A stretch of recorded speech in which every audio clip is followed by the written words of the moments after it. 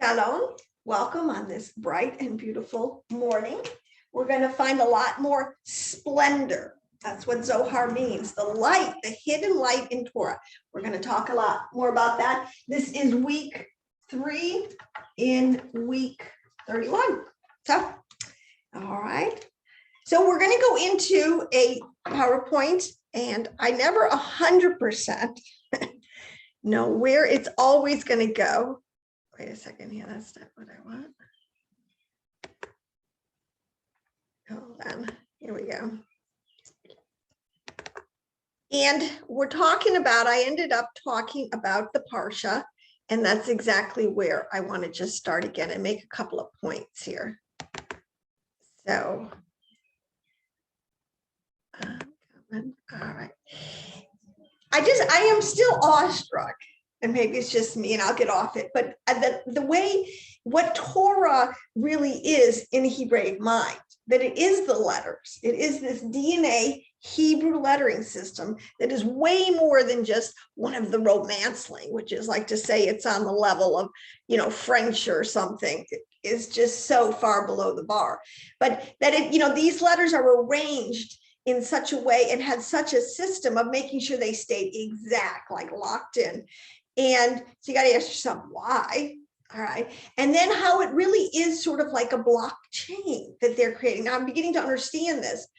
And so the Parshas, this is something now that I'm beginning to understand on a whole new level. Why one of the best things that we could all do, returning Ephraimite, as Judah's been doing for thousands of years, is to get into this ebb and flow cycle of doing this, the Parshas. The same Parsha that has been going on and it's from our Torah sages for millennia. But the blockchain, and I'm not an expert, I don't pretend to be some big expert on this, but what I understand is it's a data center that just fills up with information until there's a certain amount until it gets filled up, and then it gets like kind of cut off and sent out there. And the people who put into it own it, and it can never change. And that's sort of like the way really the Parshas were done, so that these are put out there and there's an arrangement, there's a way these letters are done. Everybody agrees on it, those in the know, so to speak, so that they could go back and decipher it from these Parshas. So this really is like a blockchain kind of idea and system of the Hebrew letters. And I just think that's brilliant. There's only one archetype creator.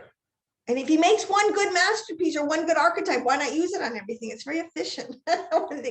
So I just wanted to say that again, as we go into, now this week, the Parsha though, had so many different parts to it. And today it's at the 7th day of Passover, Pesach.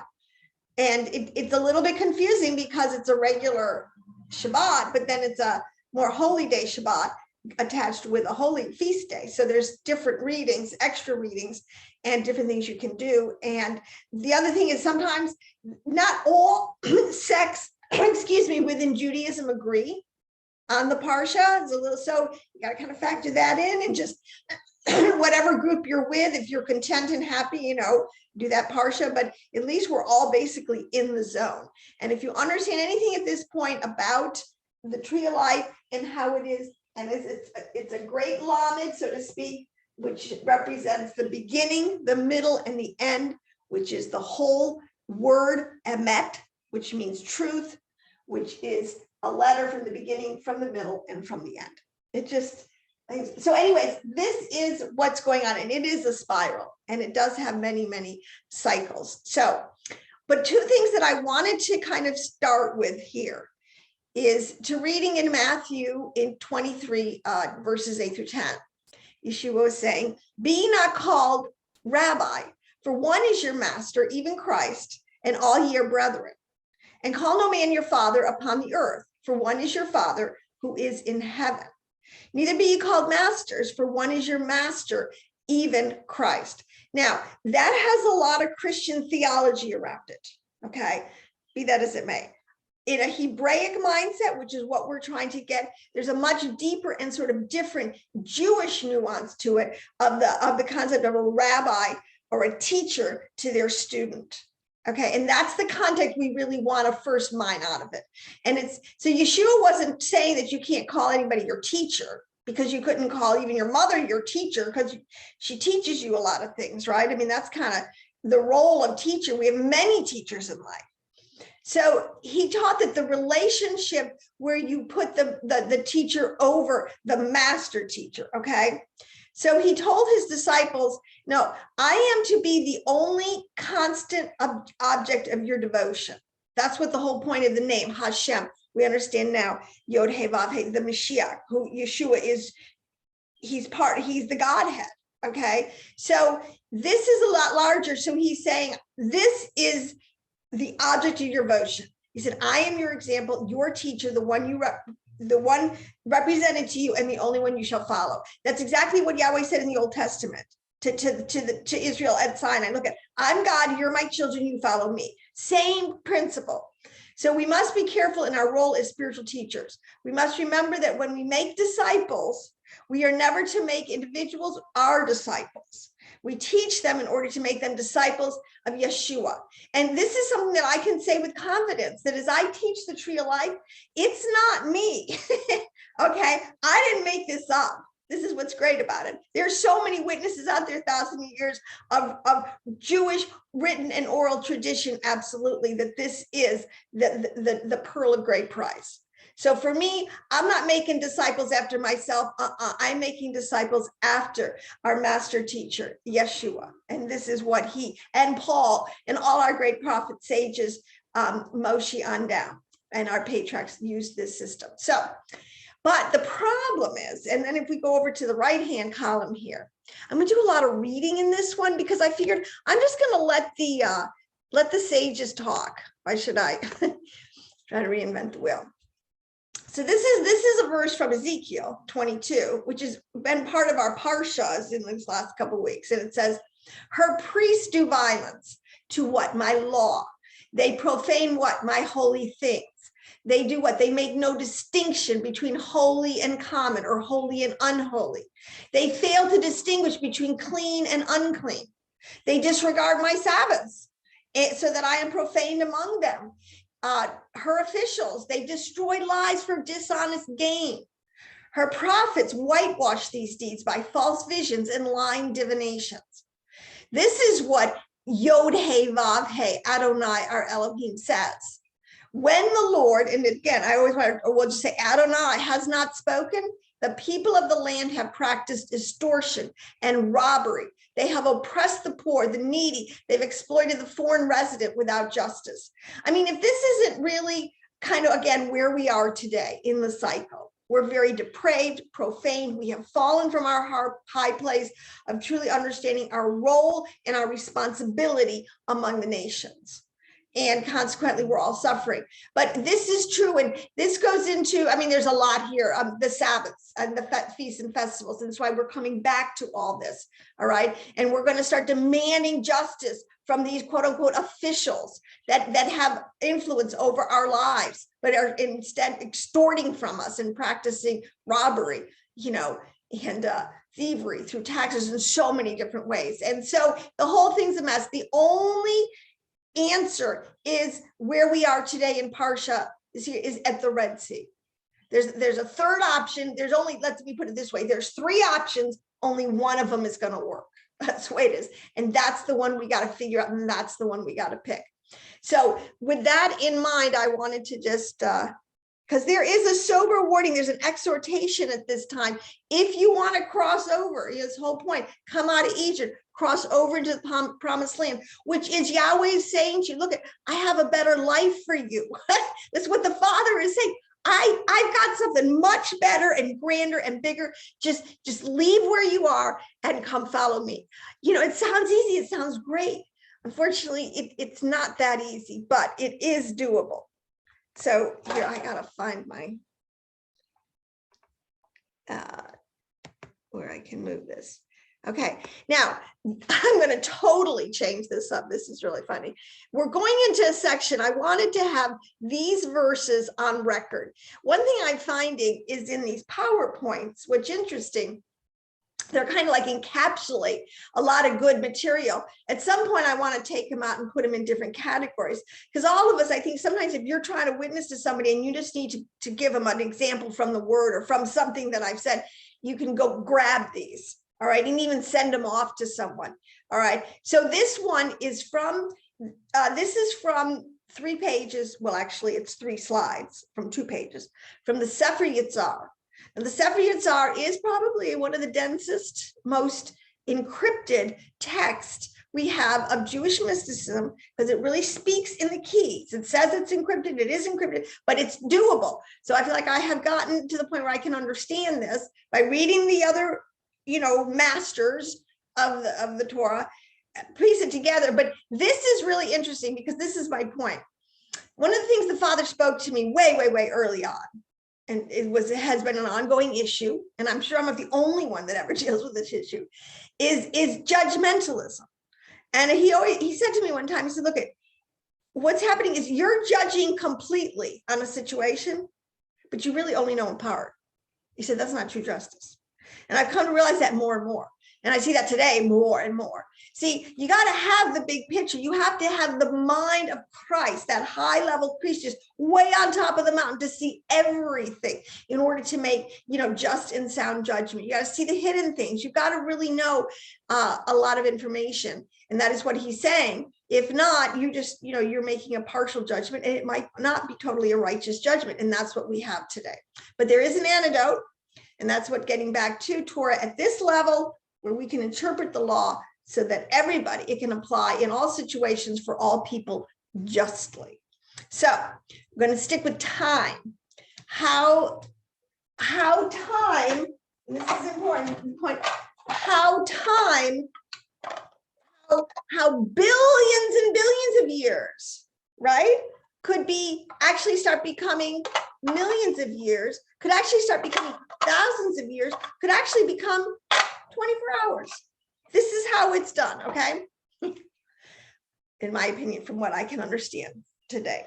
According to the master Kabbalists, Rabbi Isaac of Arco, when counting the years of these cycles, okay, this whole thing is based on different cycle patterns, which you're going to totally recognize here. One must not use an ordinary physical year, but rather a divine year. The Mishnah says that each divine day is 1,000 years. Basing on this verse, 1,000 years in your sight are but as yesterday. That's Psalm 94. Since each year contains 365 and a quarter days, a divine year would be 365, 250 years long. Okay, now let me go back. To pick this up, if there is, in Archetypes, this is how we know everything else works. So why wouldn't time work this way? If there's a literal 24-hour day and it's a cycle, that means that if you're moving up the tree of life into more ethereal worlds, then there is time there too. But how do you calculate it? So he tells us. So then all of a sudden, one day becomes 1,000 years, and then 1,000 years become. So what I'm saying is, there's a divine year, there's a divine day, and then we're going to find out there's a divine hour. I didn't say physical, I said divine. See, so these are the distinctions. These are the remezes, the things you got. Oh, we're in a different dimension. Divine is not the same as physical, So this is what they're doing, all right? And that's why I always say true science and true spirituality, the Zohar, are going to agree. And that's, everybody's going to be without excuse. So whether you're a secularist, it's going to be agreeing with the Zohar. The Zohar, science has kind of proven it. So you're going to be between what I call this little teaching, between a rock and a hard place, which is in the Red Sea, right where we are. Come back to that. So I just want you to notice these, that it's documented in the cycles, but who knew that there was a divine year that would be 365 and a half days, multiply that out. Now we're getting into big time. So it says, according to this, each cycle of 7,000 divine years would consist of 556,750,000 earthly years. So in other words, it comes out to about 2.5 billion years, which is very close to the scientific estimate as to the length of time that Earth has existed. Now, you think that's an accident? No. I think that they're both working on systems that get to, the same end. And I think the Earth when you factor in the way time is used, and I'll just keep reading because I think it's going to become more apparent how this is working out. So let's just keep reading. And it says, if we assume, I have to always get behind this. If we assume that the 7th cycle began with the biblical account of creation, then this would have occurred. So in other words, in the beginning, when Yahweh spoke, when Elohim spoke, and the Big Bang came into being, okay, if that biblical account occurred with the same kind of account that the scientific community is saying. It says this is very close to the scientific estimate that was that made the expansion of the universe began some 15 billion years ago. Okay, now I have been seeing a couple of different figures out there for this, but hey, I think we're in the season, maybe we don't know the right hour, but we're definitely in the season. We're all talking the same language there. So the current Hebrew year is 5736, and I don't know when this was written. Could do the math, but I didn't.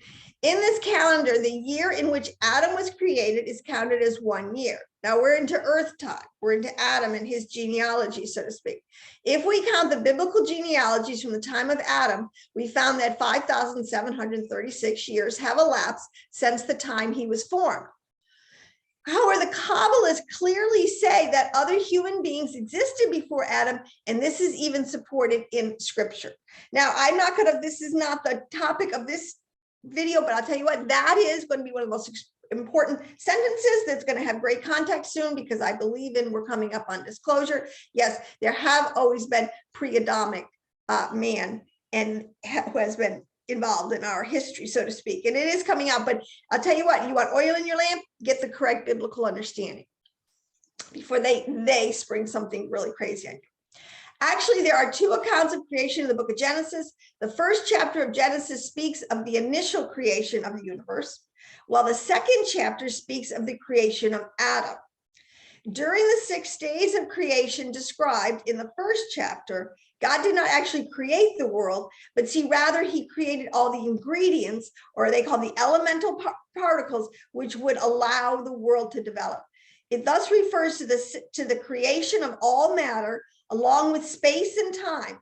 And it was during these 6 days that Yahweh brought the universe into being from absolute nothingness. Now, let me say there again a few little things, but he created, in the sense, in each world, there's a different Hebrew word that gives it a different sort of nuance. So in the first one, so this was in his mind. He created the world in the sense, in his mind, he saw it all the blueprints were there. Then we move into create, and he starts to begin to manufacture the huge bulldozers he's going to need, or the huge, skyscraper lifting, whatever. Okay. And the steel. I mean, you got to take these analogies and say, okay, now I'm going to make a world. I'm going to need a lot of different things. And he starts this process of creation. Okay. Then he's got enough stuff kind of created. He comes down into this world of formation, and then he can pull from here and from there and start to form things. And then he finally comes down here into this last world where he says that he makes Adam and he fashions him out of the clay of the earth. And so there's a process, and they call it the process of emanation. This is his light, his energy getting more and more into more density and physicality as it comes down. And if it took quote unquote billions of years, you and I aren't up there. We don't have to live through it. What's it to you? If that's the biblical record, praise Adonai. Science and Torah are going to agree. Going to put a lot of naysayers in their place. So that's important to understand again, about the pre-Adamic races, but a different time. But after these 6 days of creation, Yahweh allowed the universe to develop by itself, renewing his creation every 7,000 divine years, or 2.5 billion earthly years, and all the Lord's. Now, this is another cycle within a cycle. They say there's 7 cycles of these huge cycles. I mean, actually, these cycles could go on forever, but this gets into some really deep stuff but this is, we'll get into more advanced material at some point with all this, but this I want to lock in right from the Sefirot, great translation by Aryeh Kaplan, where we can begin to peer into the mind of our Torah sages and how they have kept this for us.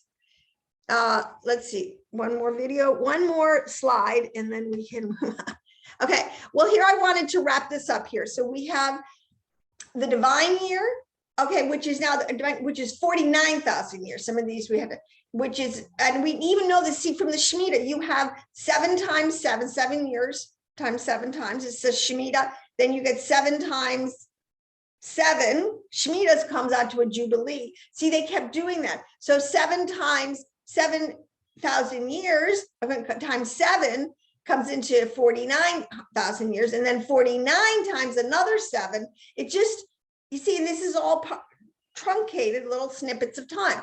And then again, we know for a fact, and I have over 12 witnesses from the whole witness of scripture that say that a day is 1,000 years and 1,000 years is a day. So that's that.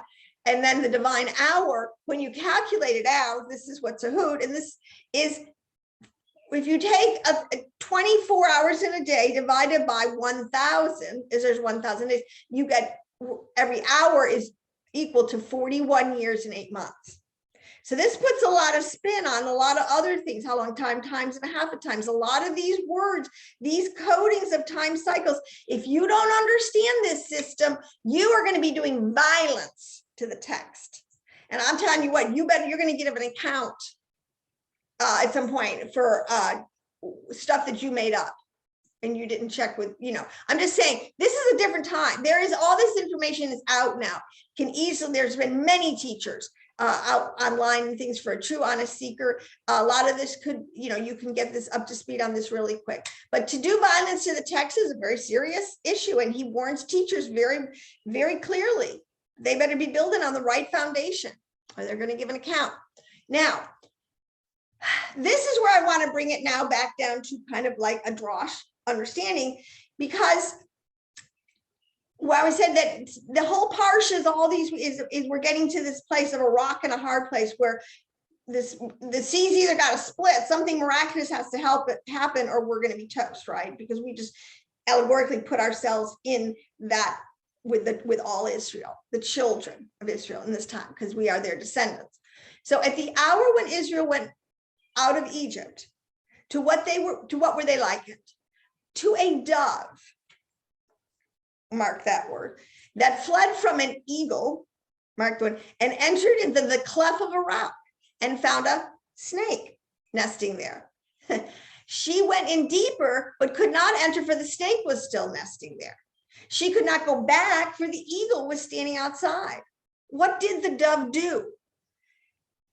She began to cry and beat her wings, so that the owner of the dovecote, and these are these large structures that are in all the fields that the birds and the doves can come to, the dovecote would hear and save her. This is beautiful. This is like Israel, all of us at the sea. They could not descend into the sea, for the sea had not yet split for them. They would have drowned. They could not retreat, for Pharaoh was approaching. He was ready to kill them. What did they do? They did what we're always told to do. They were fearful, yes. But the children of Israel cried out to God. They cried out to their Elohim, and immediately we hear God saved on that day. And I have to say, lately I'm getting this in my mind, and because I have a lot of kind of unsolved issues. I'm like, I don't know what the right thing to do is, or give me wisdom on this situation, Father. And to me, that's the crying out. I need wisdom, because I don't really know. I can't go back there to Egypt. I'm not going back there to Egypt, let's just say, okay? And I can't go forward because, the enemy he's bearing down on me. This is such an interesting, and the only way to get through it is to cry out to the Father. And this is where we are even as a nation. So if my people who are called by my name will humble themselves and cry out to me, he says, I will hear from heaven. We're going there. I don't even think we're really close, as bad as it is, to that place of a rock and a hard place. But in the meantime, I'm confident that Yahweh is preparing all of us to be able to grasp that heart, to make that stand, which is called kneeling, to kneel. I can feel it coming. I want to cry, but this whole,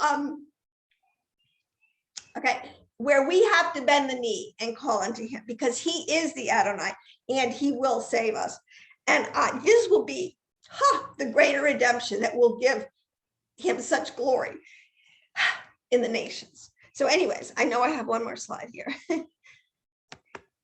Okay, yes. Well, to wrap it up, I just wanted to say, this is where we need to, again, the Mazarah.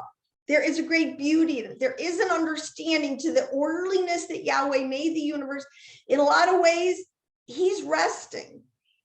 He's letting the system play out. Blessings or curses, you know, depending on your actions. It's kind of all set in motion.